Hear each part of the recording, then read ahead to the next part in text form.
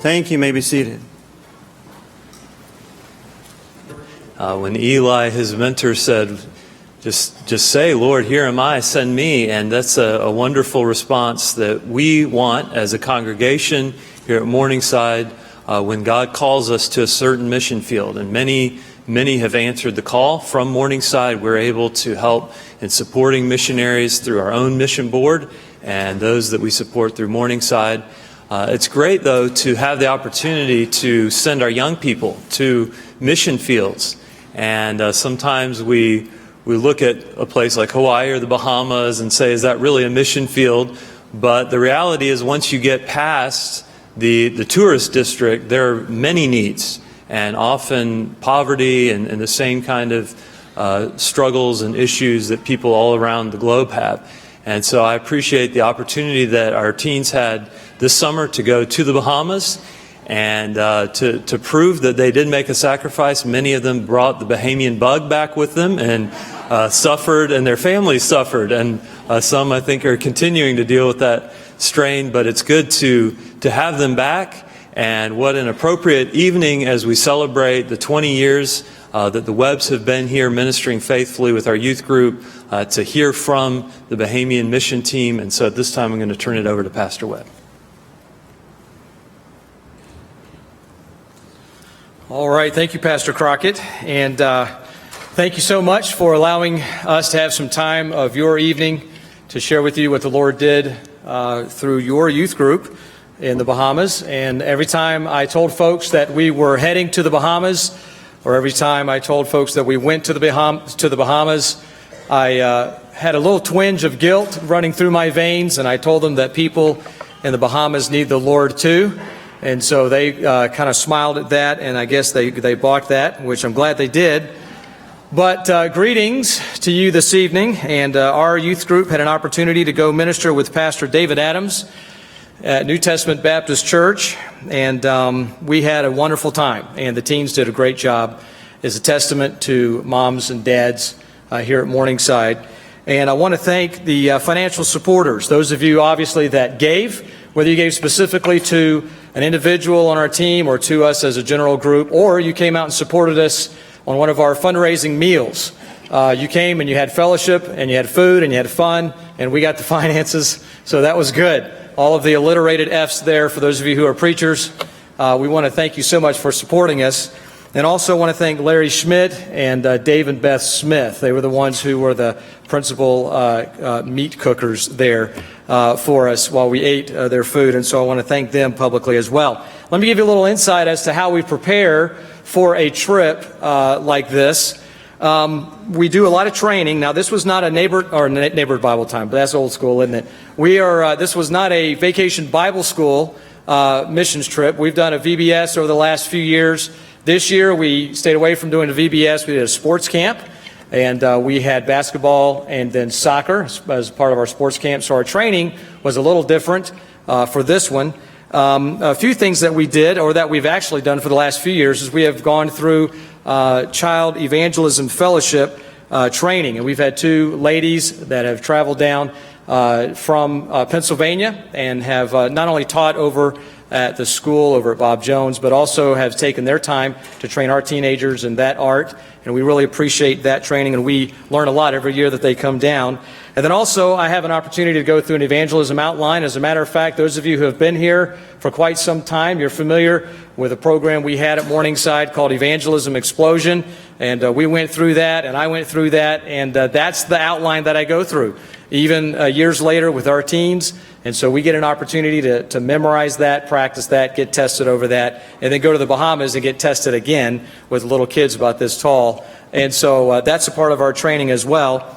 And then something new that we did this year, which I thought was really neat. I don't know if the teens thought it was fun, but we had book discussions. And what we did is we had the teens sign up for 15-minute slots with their youth pastor. That would be me. And they were to pick out a book and read the book, and then I would talk to them about the book. And I don't know what was more fun, talking to them or watching them anticipate that meeting. They were nervous for some reason. I'm not sure. Not all of them. Some of them came in and sat right down and said, let me tell you what the book's about. Others of them were a little bit quiet, and I had to pull it out of them. It was really fun, and I hope that they enjoyed it. I hope that they learned. It's something new that we're doing. I want to do it again next year, Lord willing, and have book discussions with the teens. While we were there, the Bahamas had their not their version, but it was their Independence time. July 10th, I think, is their Independence Day. And so we got there on July 8th, and then on Sunday, they celebrated their independence. And so we kind of stepped back from the morning service, didn't have a lot to do with the morning service, had a whole lot to do with the evening service. But one thing that we did, by the way, guys, that was your cue. You can come on up. Come on up. You could tell they caught that cue. I gave them bless them, I love them. They had that cue, and when we practiced over here, I said, now when I start talking about July 10th and Independence Day, come on up. That didn't happen. So what we did is we sang their national anthem. We wanted to honor them and honor their country and sing their national anthem, and so we wanted to sing that for you here this evening. So that's the first song that you will hear, and the second song is a little bit later on. And it is a song entitled, I've Been Changed. And that is one of their favorite songs. They love to sing that down there. I mean, they really got a reaction from their congregation, and so we wanted to give you a little bit of that. One thing that we did we actually clap or not? Because we can't do that here, you know that. I just wanted to remind you of that. I still want to work here, okay? So we thought we would clap at the I've Been Changed one down there, which would have been completely acceptable. I asked the pastor, do you guys clap? And he said, some do, some don't. And I was like, that's not really an answer. So I don't think we did. But we won't tonight, so that everybody will be happy when they leave. But I've Been Changed will be a little bit later on in the service. But right now, they will, not me, they will sing the national anthem of that nation at this point.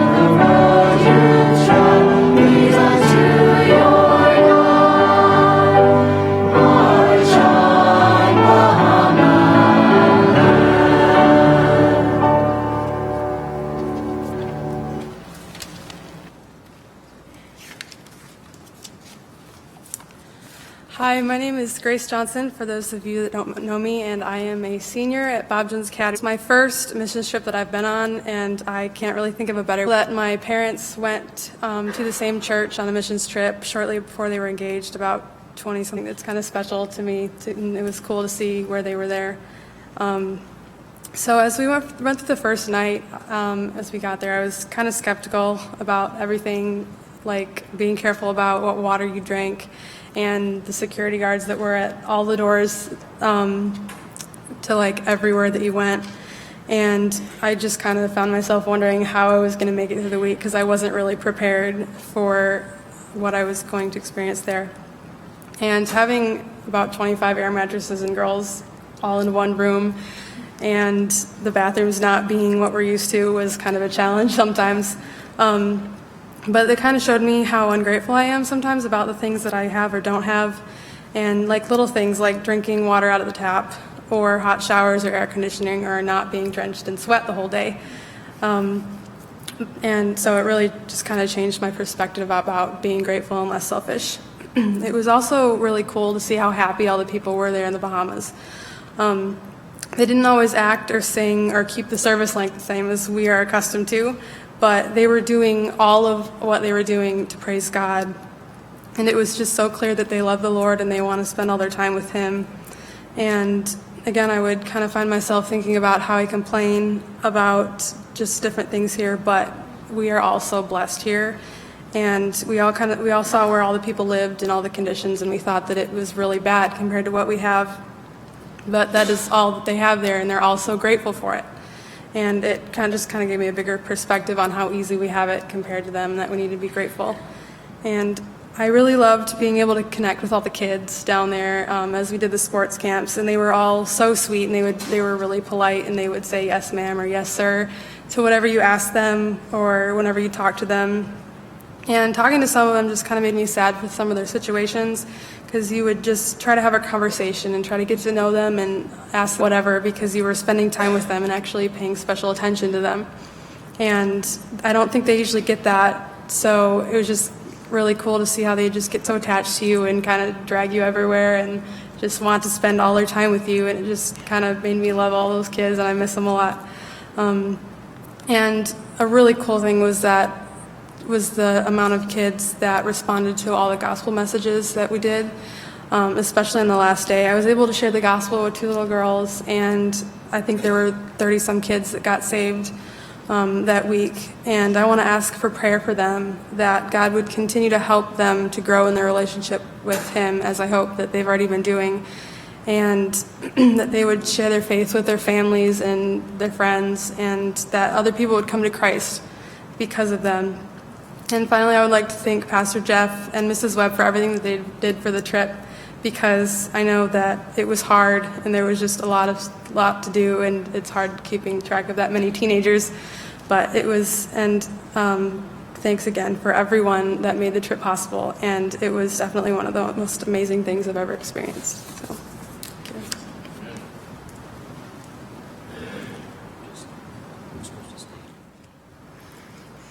Hi, I'm Priscilla Ringenberg, for whoever doesn't know me.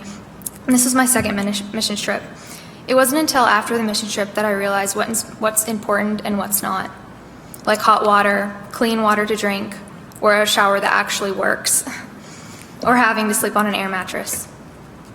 Around the time of the mission trip, God was leading me through a really difficult situation, and I realized that I can go to my friends, youth pastor, or even my parents for help, but the only person that can help me the most is God. One of the nights on the mission trip, we decided to go downtown and have an evangelistic meeting.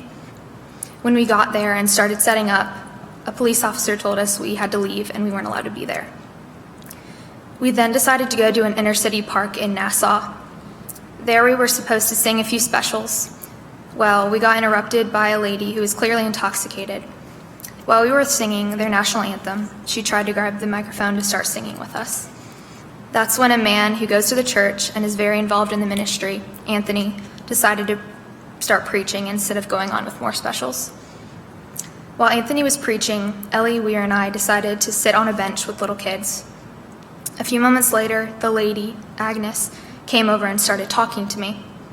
I obviously didn't want to be rude because she wasn't all there.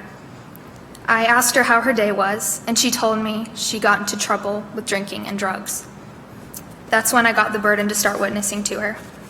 Even though I knew she wouldn't remember everything I told her in the morning, I prayed that she would remember at least something that I said. I gave her a few tracts and told her to put them in her pocket so she would have them to look back on. That was totally out of my comfort zone, considering I had never talked or dealt with an intoxicated person. Going back to the last day of the sports camp, Garrett preached a message to the kids and gave the gospel clear enough for them to understand. At the end, he said, "If you want to accept Christ, stand up and go to the back." Their response was unbelievable. I took 3 girls and asked them, "Why did you come back here?" 2 of the girls said, "We were just tired of sitting." The other girl, named Sophie, said she came back because she knew she wanted to get saved. I gave the gospel to her, and she prayed and accepted Christ. God knew that I had been having a really tough time with a lot of things, and getting to witness and lead a girl to Christ really gave me a different perspective on what's important. Thank you to all who prayed and gave money. We wouldn't have been able to go without your support. Thank you.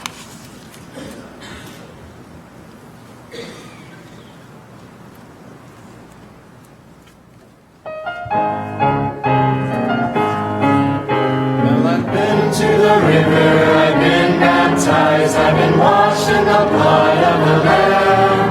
I've been changed from the creature that once I was, and redeemed is now my name.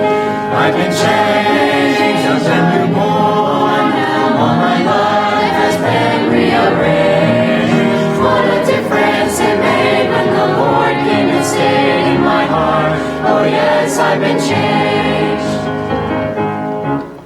Though my sins were scarlet, they're white as snow. I was bound, but today I am free. I was lost in the darkness, but now I'm found. I was blind, but now I see. I've been changed and reborn. All my life has been rearranged. What a difference it made when the Lord came and stayed in my heart. Oh yes, I've been changed. Like the poor Hebrew children, I wandered long in the bare desert land to and fro. But I've crossed over Jordan to Canaan's land, where the milk and honey flow. And at last in His presence I stand above. He will wipe all the tears from my eyes, and I'll thank Him for giving a wretch like me lasting hope beyond the skies. I've been changed and reborn. All my life has been rearranged. What a difference it made when the Lord came and stayed in my heart. Oh yes, I've been changed. What a difference it made when the Lord came and stayed in my heart. Oh yes, I've been changed. I'm changed.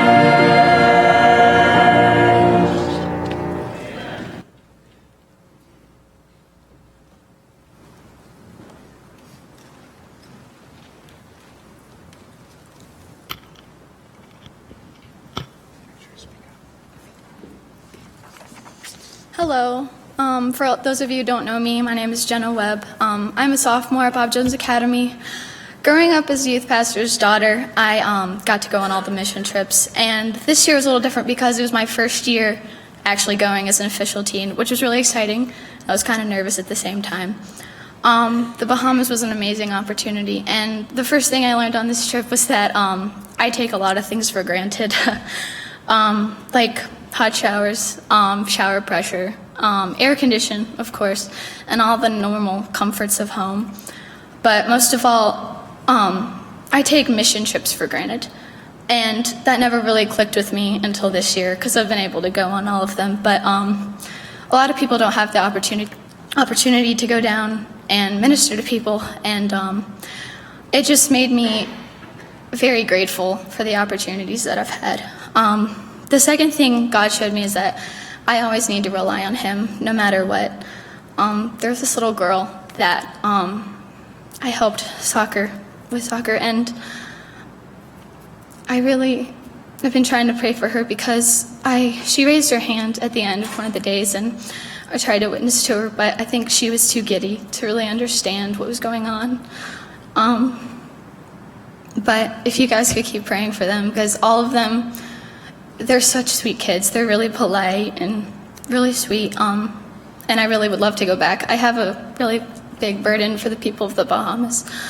And the last thing I learned is to praise God more. God opened my eyes to see that I have a real burden for the people of the Bahamas.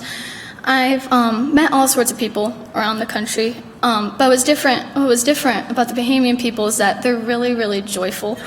It made me kind of look back in the United States about how, sure, we show praise to God, but what was different is that the Bahamian people, they always do it. No matter what they're doing, they always find a reason to give God thanks.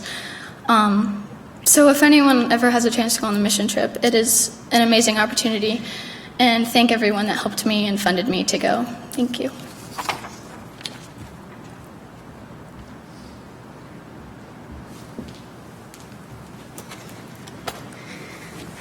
Hello, my name is Brain Carrier, and I'm a sophomore at Bob Jones Academy. This past summer, I had the special privilege to go on my first mission trip, and I would like to thank you all for your prayers and support that allowed for us to all go and minister. I learned so much, but I'll just try to focus in on the one main thing that was convicted in my heart that week, which is God's love. Around the end of the year, one of my teachers did a study with us on 1 Corinthians 13, and it talks about love and all the characteristics of it. But the one phrase that stuck out to me was, endures all things. And I just chose that as my theme for the summer, and I thought I could be able to use it on the mission trip. Before the trip, Pastor Jeff challenged all us girls to love each other and just to resist the dividers and drama that may come up and take away from what we were there to do, which is to serve. I was determined to show love, but around the middle of the week, it became harder and harder to always be thinking positively of others and to be showing Christ's love. Then on Tuesday, Pastor Jeff went over the Beatitude that we were studying, but he did it on Wednesday because our whole schedule was thrown off. Island time is just crazy. It was, happy are the merciful. He told us to read, learn, love, and live Ephesians 4:32. Which talks about loving others no matter what. I was really convicted that week because the Bahamian people, they just show love and joy all the time. And I was really convicted in my heart because I know I don't ever do that, but they were always happy, and I was determined the rest of the week that I was going to be happy like them too. In my devotions, when I got to Lamentations 3:22, one phrase caught my attention. It was, his compassions fail not. It finally struck me, no matter how unworthy I am of God's mercy, it is always there, never failing. I was reminded that I should be displaying the love of Christ before I receive mercy and love that I don't deserve, and I should strive to be like Christ and show love to others. Hours before, on Wednesday night, Anthony, one of our Bahamian friends, spoke on God's love in a different light. He talked about how in Judges 2, that the next generation of Israelites forsook God, but one word caught my attention, and I'm sure many others, teens. It was nevertheless. God raised up judges to judge, not because he wanted to punish them, but because he is a just God and he loves them. I realized that God and other authority figures placed in my life only reprimand me because they love me, and I should be showing that love too. So what I took away from everything that tied together this summer was that I should better let God's love flow through me because of what he did for me.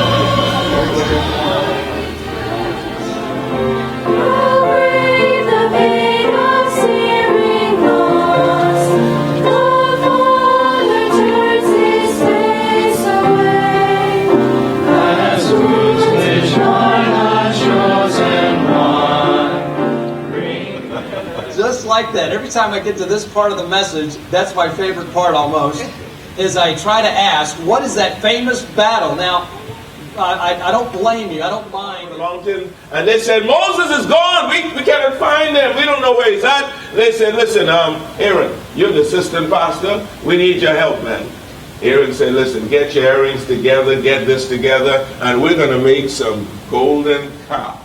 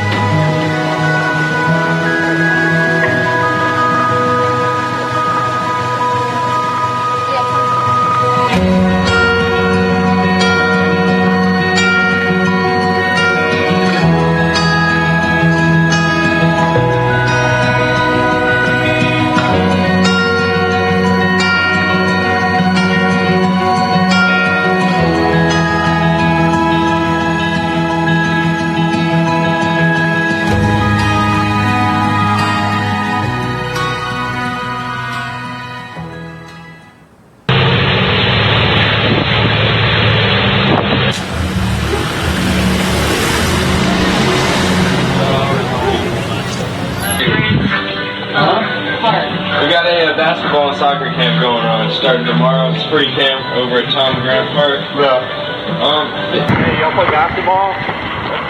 We're doing a free basketball camp this week if y'all want to come. Hey, how are you? We're having a sports camp with New Testament Church down at the Tom Grant Sporting Complex, if you know where that is. So. You want to come play ball or play soccer? You like basketball? Yeah, right. I got a Bible for you too if you want that.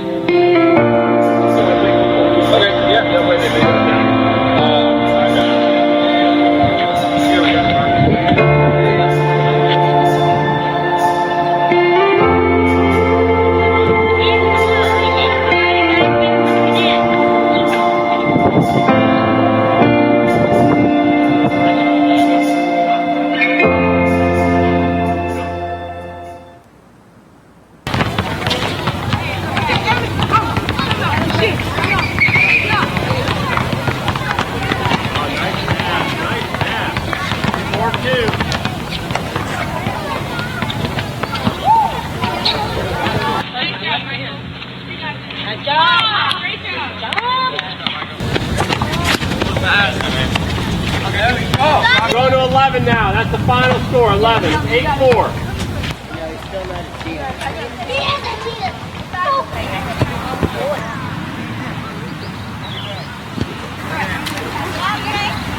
Oh, that's a goal.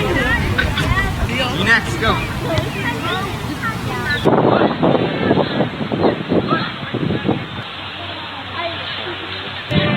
Hey, wave to the camera.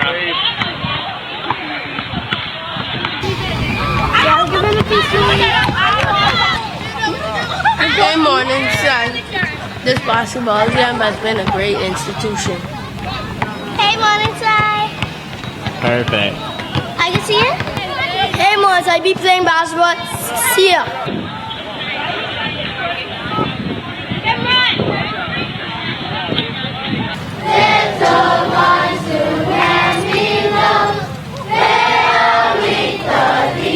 Or do you just say, yes, I believe, and you just go on with your life, you keep living how you're living? Or do you believe in Jesus Christ, and you're willing to trust Him? You're willing to fall and do whatever He says? That's what it takes. That's what it takes to believe. Let me ask you one more time. Do you believe in Jesus Christ? Yes.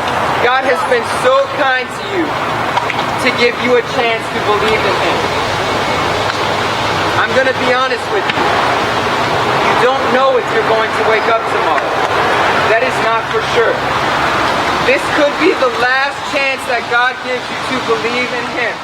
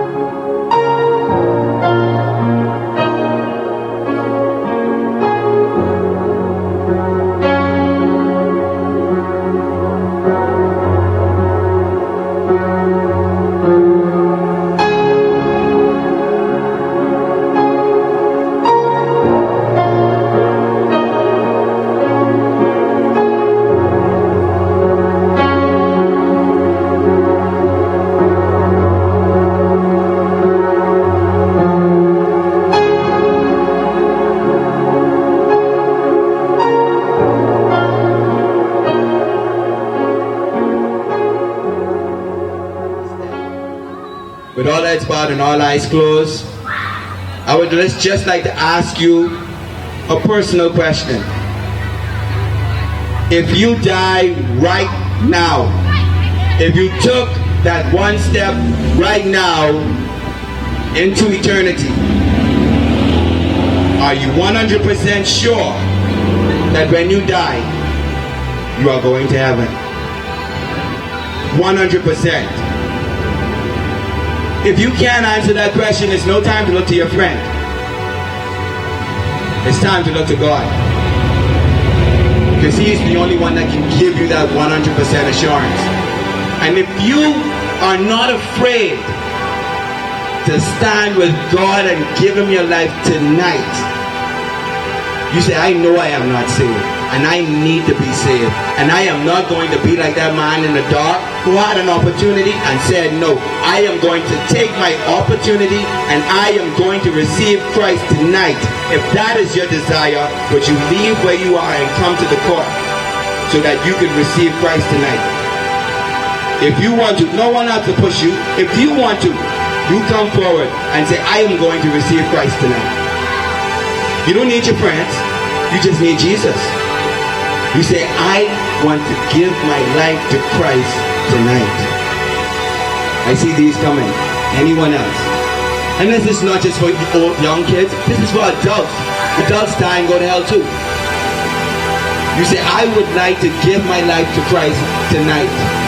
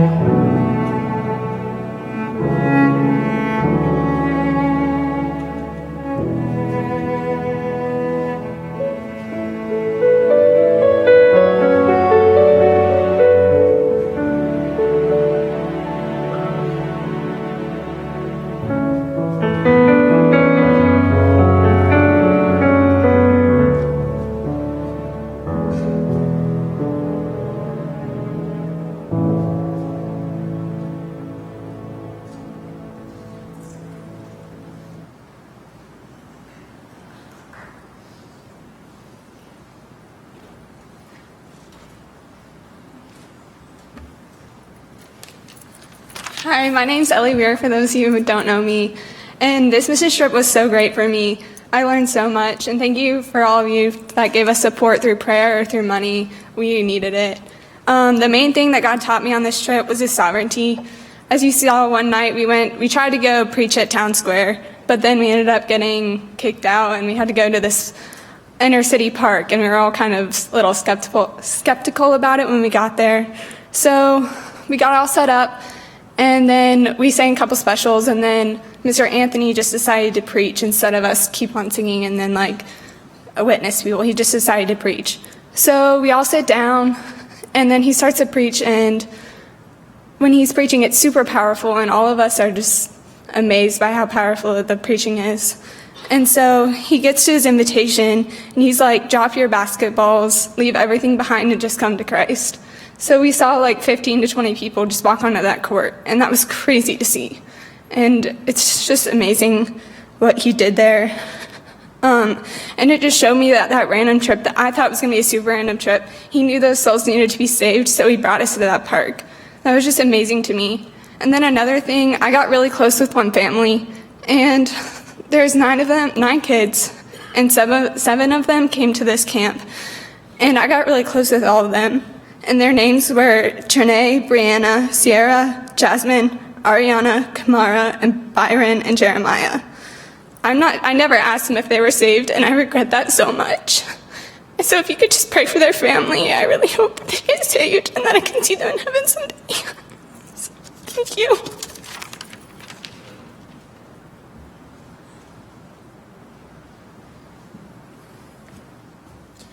Can you tell that we miss the people of the Bahamas a lot? My name's Elliot. As I was thinking through all the things that I learned, I decided that what I wanted to share was a story that was really special to me. This comes from the third day of camp. At every day of camp, Garrett gave a message, a little challenge from John 3:16. You guys saw a little clip from that. But on the last day, there was a different response. 20-something kids came wanting to know more about salvation. I got to talk to two of those kids. One of them didn't really understand it, but the other one, he definitely understood what was being talked about. We went through the gospel one more time to make sure he understood everything, and then I asked him if he wanted to accept these truths into his own life. He said yes, he definitely wants to, but he needs help. So I told him I would pray before him and then he could pray after me. Bowed my head and started thanking God for the camp, for salvation. I got to rehearse some of those truths again for him. And then I prayed that God would continue to work in Kinley, that was his name, and that he would help him with the decision that he was going to make. Then when I said amen, there was a silence. After probably 30 seconds went by, Kinley looks up at me and he says, "I don't know how to pray." So not only did I get the chance to tell him about salvation and to see him come to know Christ, I got to tell him that prayer is just us talking to God. And if he wants to talk to God specifically about salvation, then he can just tell God how much he knows he needs him. He already told these things to me. Then tell him that he wants him to save him, come into his heart. So we bowed our heads one more time, and he starts praying. He says, "God, I know I need you. I know I'm a sinner, and I know you can save me, and I want you to save me. Pray that you would come into my heart." Then there was another silence, and with a more broken voice, he starts thanking God for us, for all of the team members, and for me. Not only did I get the privilege to see him come to know Christ, I got to see him pray his first prayer and thank God for us and for me. I want to share a verse. It's from 2 Timothy, it's verse 1:9. It says, "God, who has saved us and called us with a holy calling, not according to our works, but according to his own purpose and grace, which was given in Christ Jesus before the world began." The amazing thing that I got from this trip, well, one of the amazing things, is God doesn't need us, but he shows so much kindness and grace in using us and letting us see amazing things like this. The thing about serving God is it always seems like we're the ones being served, and when we try to bless others, it seems like we're the ones who end up being blessed in the end. So I'm just thankful that God uses me and he uses us. Our God is so good.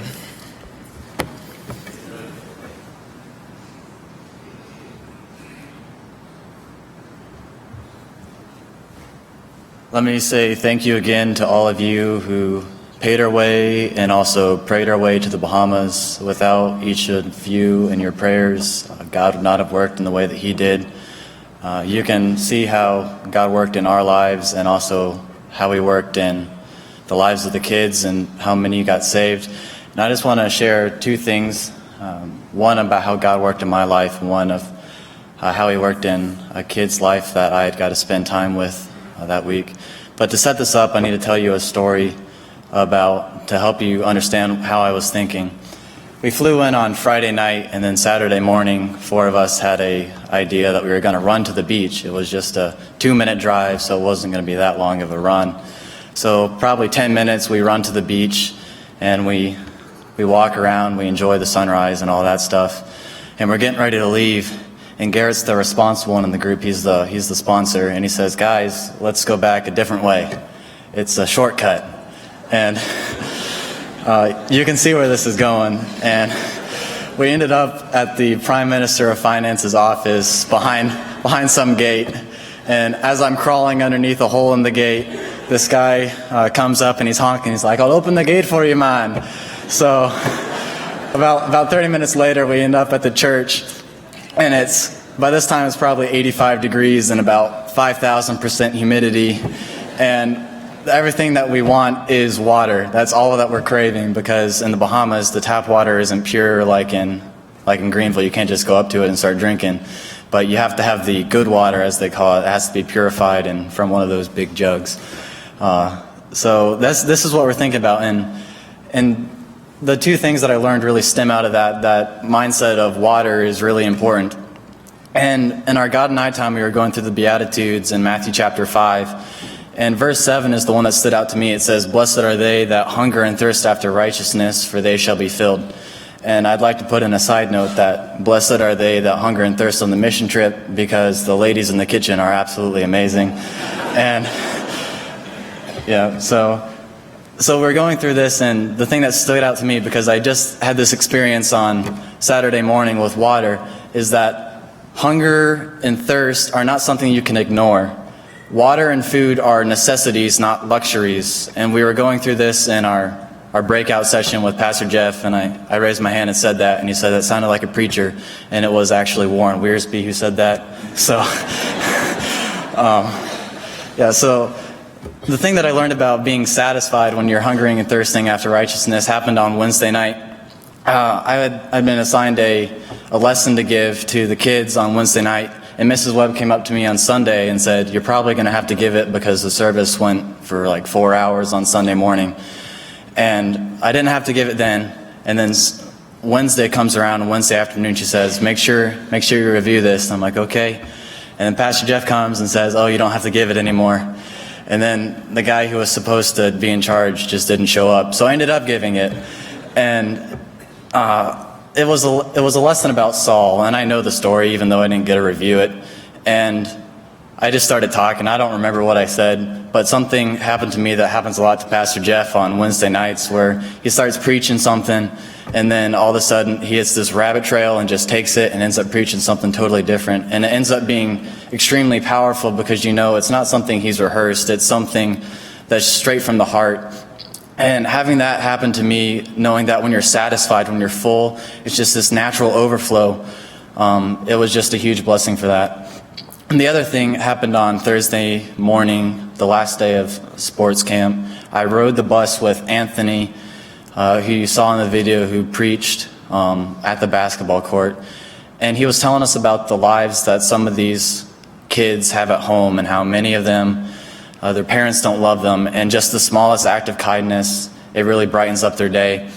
And in my head, again, with this theme of water, I was comparing them to the woman at the well of Samaria, and how all she wanted was satisfaction. She wanted to be loved deeply and completely. And when his last challenge, and all these kids came forward to receive Christ, and I got to talk to 2 of them. I was in Christ because Chloe, one of the other kids, didn't actually want to talk about Christ. Finger outline of salvation, and I'm going through each of the illustrations that go with each of the points, and he's finishing the illustration of Christ as a Savior, and he was so excited. And just seeing that, how Christ really does provide that satisfaction and that deep and fulfilling love, was just extremely eye-opening to me. And I would just want to thank you all for all that you did to help this mission trip be the success that it was. All right, well, as you see, it impacts lives for all eternity, and I want to thank you again for your time and allowing us to share our testimonies and our heart with you. I want to thank Andrew Darst for putting together the video, and then also just one little bit of information. At the beginning of our sports camp, we had on our first day around 50, And towards the end of our sports camp, the last day, we had a little over 170 kids there, and many, many children saved, as you heard from testimonies. And so once again, thank you so much for your time this evening, Pastor.